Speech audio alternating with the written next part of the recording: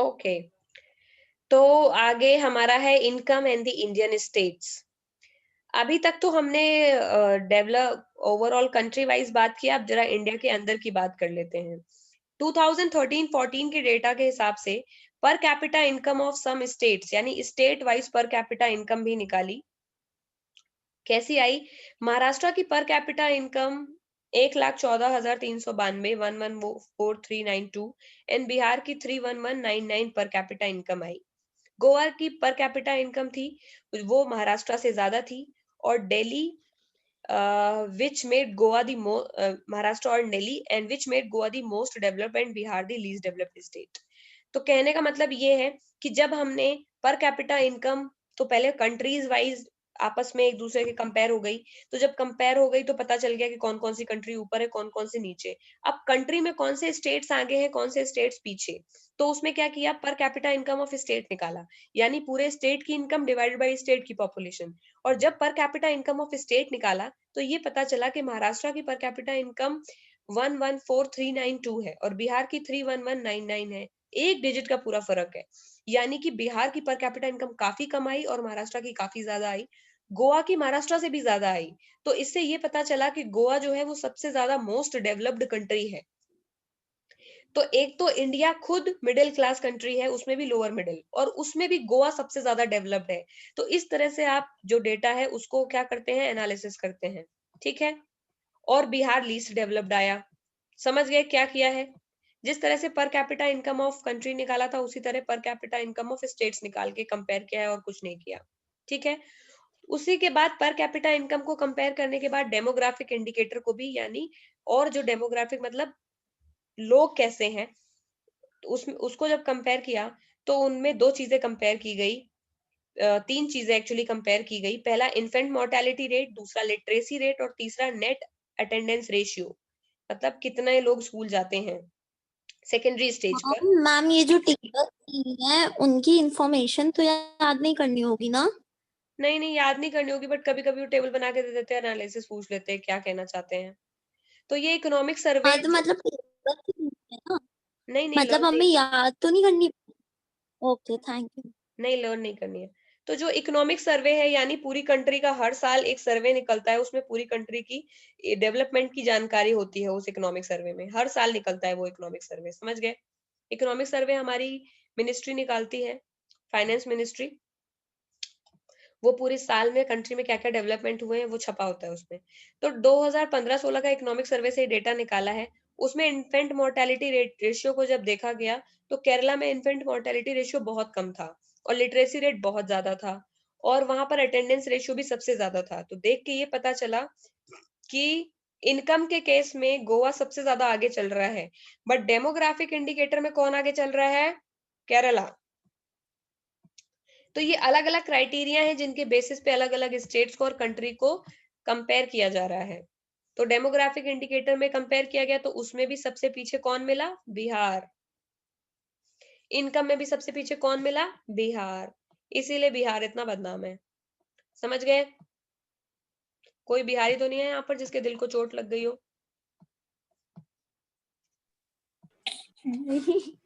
तो बिहारी इसके बहुत बुरी हालत है, वो भी बिहार की गवर्नमेंट की गलती है, उसमें बिहारी की तो कोई गलती नहीं, वो तो बहुत मेहनती होते हैं बेचारे। मैम उधर तो सब लोग बंदूक लेके रहते हैं। बंदूक लेके तो नहीं। आस्था के पास भी मैम सही में। क्यों आस्था, बंदूक लेके चल रही हो क्या तुम? नहीं नहीं ओके। मैं नहीं। आप मतलब मम्मा जहाँ पे रहती थी, वहाँ पे काफी ऐसे लोग हैं मतलब। ओके। मैं तो बंदूक मैम ले मेरी नानी जहाँ पे रहती है ना, तो उधर भी ऐसा ही एकदम चलता, मतलब घर पे लंबी लंबी बंदूक। ओके, अब हम एक नया टॉपिक पढ़ने वाले हैं, यानी ऊपर में से क्वेश्चन ये आएगा कि पर कैपिटा इनकम को हम क्यों कंसीडर करते हैं मोस्ट इंपॉर्टेंट क्राइटेरिया, या ये आएगा कि पर कैपिटा इनकम के हिसाब से डेवलप्ड और डेवलपिंग कंट्रीज को कैसे डिफाइन किया जाता है।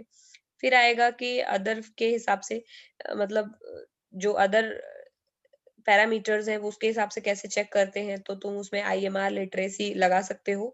बिहार का डेटा याद कर सकते हो, केरला का याद कर सकते हो, याद नहीं करो तो राउंड ऑफ करके 2-3 बार देखोगे याद हो जाएगा।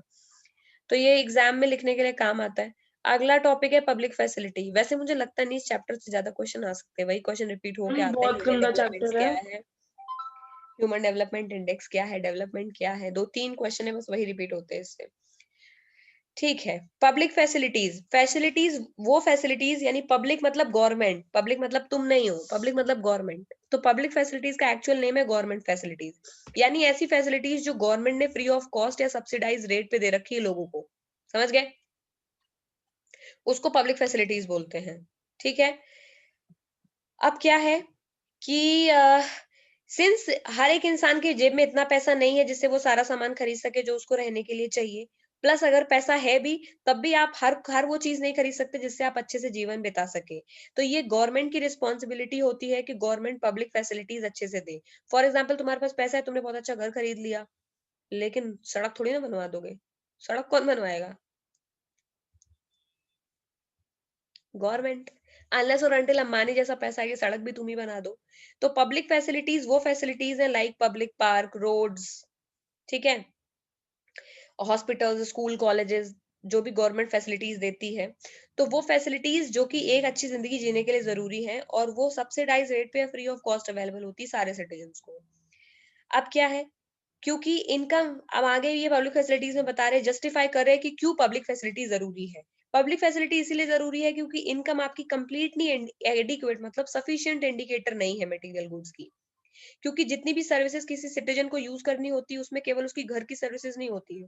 फॉर एग्जाम्पल, तुम्हारी इनकम बहुत अच्छी तो तुम उससे अच्छी ग्रोसरी खरीद सकते हो, अच्छे कपड़े खरीद सकते हो, घर में रह सकते हो। लेकिन अच्छी सड़क, अच्छे पार्क, अच्छे फ्लाईओवर, अच्छे एयरपोर्ट तुमको तभी मिलेंगे जब गवर्नमेंट इन्वेस्ट करेगी। तो कुछ सर्विसेज होती हैं जो आपके इनकम से डिफाइन नहीं होती, कुछ सर्विसेज आपको गवर्नमेंट ही दे सकती है। For example, electricity. घर में तुम्हारे एसी है लेकिन कनेक्शन ही नहीं बिजली का क्योंकि गवर्नमेंट ने दिया ही नहीं है, तो क्या करोगे? तो इसीलिए money can not buy a pollution free environment, money can not buy you unadulterated medicine. Money, ये कुछ ऐसी चीजें हैं जो केवल गवर्नमेंट ही कर सकती है, और इसीलिए इनको पब्लिक फैसिलिटीज बोला गया है। तो जस्टिफाई कर लोगे कि पब्लिक फैसिलिटीज इनकम से रिलेटेड कैसे नहीं है? कर लोगे, गुड टू गो। तो केरला के पास जैसे लो इन्फेंट मोर्टेलिटी रेट है क्योंकि यहाँ पर अच्छा हेल्थ और एजुकेशन फैसिलिटी गवर्नमेंट ने प्रोवाइड करा है। तो केरला का इन्फेंट मोर्टेलिटी रेट किसी की इनकम से कम नहीं हुआ है। इन्फेंट मोर्टेलिटी रेट कम हुआ है गवर्नमेंट की अच्छी फैसिलिटीज की वजह से, जो उन्होंने हेल्थ और एजुकेशन में दिया है। इसीलिए इसी तरह कुछ स्टेट्स में गवर्नमेंट की पब्लिक डिस्ट्रीब्यूशन सिस्टम काम करती है जिसको अंत्योदय योजना भी बोलते हैं, जिसमें गवर्नमेंट 1 रुपए किलो 2 रुपए किलो चावल देती है गरीबों को, जिनके पास अफोर्ड नहीं कर सकते जो लोग खाने को। वो गवर्नमेंट की वेलफेयर स्कीम है, और उसका एम क्या है कि कोई भी भूखा ना सोए। तो इसी इसी तरह गवर्नमेंट बहुत सारी ऐसी पब्लिक फैसिलिटीज देती है जो एक कंट्री में जरूरी है लोगों को अच्छे से सरवाइव करने के लिए। ठीक है, इसी के साथ आज भी बहुत सारे इलाके हैं जहां पर गर्ल्स को सेकेंडरी एजुकेशन अच्छी नहीं मिलती है क्योंकि गवर्नमेंट ने वो फैसिलिटी नहीं दी है। लेकिन अभी फिलहाल गवर्नमेंट ने एक अभियान चलाया है, बेटी पढ़ाओ वाला। उसके थ्रू गर्ल्स एजुकेशन पे फोकस किया जा रहा है। तो कहने का मतलब ये है कि डेवलपमेंट के कुछ एस्पेक्ट ऐसे हैं जो इनकम से बिल्कुल भी रिलेटेड नहीं है, और वो उसमें government facilities is one of them. ठीक, अब आया है बहुत इंपॉर्टेंट क्वेश्चन जो है ह्यूमन डेवलपमेंट इंडेक्स, और ये आता ही है क्योंकि इस चैप्टर से यही क्वेश्चन है जो थोड़ा रीजनेबल है। समझ गए? तो ह्यूमन डेवलपमेंट इंडेक्स, ओके, क्या होती है ह्यूमन डेवलपमेंट इंडेक्स? किसी ने ऑलरेडी पढ़ा हुआ है? मुझे बताओ जरा। मैम, ह्यूमन डेवलपमेंट इंडेक्स जो है वो कंट्रीज का कंपैरिजन करता है डिफरेंट बेसिस में। मतलब उसमें जैसे पर कैपिटा इनकम भी होता है, फिर क्या बोलते हैं, लाइफ एक्सपेक्टेंसी भी होता है, और मतलब इन सब चीजों को लेके वो करते हैं उसको ओके, कंपेयर। यूएन की एक बॉडी है उसका नाम है यूएनडीपी, और यूएन का एक प्रोग्राम है यूनाइटेड नेशंस डेवलपमेंट प्रोग्राम। वो एक रिपोर्ट निकालता है, ह्यूमन डेवलपमेंट रिपोर्ट, उसमें ये इंडेक्स है ह्यूमन डेवलपमेंट इंडेक्स। समझ गए? ओके, तो ह्यूमन डेवलपमेंट इंडेक्स, तुमको पता है ये किसने किसने निकाली ये इंडेक्स? किसने प्रिपेयर करी है ये? एक पाकिस्तानी इकोनॉमिस्ट है, उनका नाम है महबूब उल हक। 1990 में उन्होंने ही ये इंडेक्स डेवलप की थी, ह्यूमन डेवलपमेंट इंडेक्स। ठीक है। तो ह्यूमन डेवलपमेंट इंडेक्स करती क्या है? एक्चुअली ह्यूमन डेवलपमेंट इंडेक्स के थ्रू आप कंट्रीज के बीच में कंपैरिजन कर सकते हैं 3 पैरामीटर के बेसिस पर। यानी अभी तक तो हमने जो बताया था कि इनकम, नेशनल इनकम के बेसिस पर हम कंपनीज को कंपनी कह रहे हैं, कंट्रीज को कंपेयर कर सकते हैं। ह्यूमन डेवलपमेंट इंडेक्स में 3 पैरामीटर है जिनके बेसिस पर आप कंट्रीज को कंपेयर कर सकते हैं। पहला पैरामीटर है लाइफ एक्सपेक्टेंसी, यानी कि उस कंट्री में रहने वाले इंसान की एवरेज लाइफ कितनी है, कितने साल वो जीता है, 60 साल, 65 साल, 70 साल। दूसरा है ग्रॉस एनरोलमेंट रेशियो, यानी प्राइमरी, सेकेंडरी और हायर एजुकेशन पर कितने लोग एडमिशन लेने आते हैं, एनरोलमेंट, ठीक है। और तीसरा है पर कैपिटा इनकम। तो पर कैपिटा इनकम तो मोस्ट बेसिक क्राइटेरिया था जिसको हमने पीछे पढ़ा, जिसके बेसिस पर हम ऑलरेडी करते चले आ रहे थे कंट्रीज को कंपेयर, और उसी के बेसिस पर मैम वर्ल्ड बैंक ने ग्रोथ अपनी वर्ल्ड डेवलपमेंट रिपोर्ट भी निकाली थी। हाँ, मैम ग्रोस एनरोलमेंट रेशियो जो है उसके बदले तो हम ये भी लिख सकते हैं ना, लिटरेसी रेट और लिख नहीं सकते नेट हो, यही अटेंडेंस टर्म रेट। दिया है, यही लिखना है। अच्छा, okay.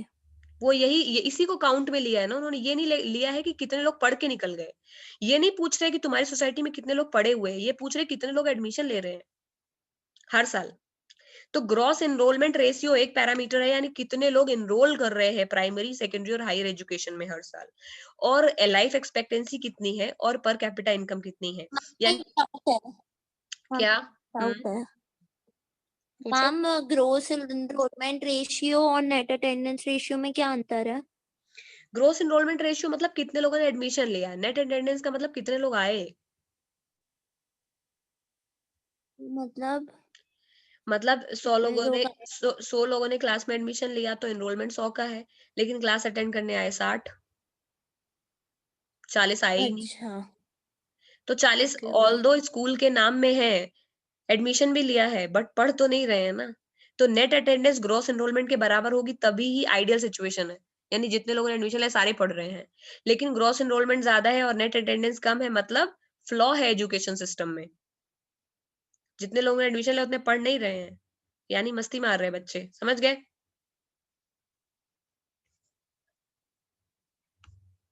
Got my point? Okay. तो human human development index 3 parameter पे डील करती है। पहली है लाइफ एक्सपेक्टेंसी, दूसरी है ग्रॉस एनरोलमेंट रेशियो, तीसरी है पर कैपिटा इनकम। इन तीनों इनकम को मिलाकर के जो इंडेक्स बनी है वो है ह्यूमन डेवलपमेंट इंडेक्स। और इन तीनों पैरामीटर के बेसिस पर कंट्री को कंपेयर किया जाता है। पहले आपकी इनकम को देखा जाएगा, फिर ग्रॉस एनरोलमेंट रेशियो को देखा जाएगा, फिर लाइफ एक्सपेक्टेंसी को देखा जाएगा।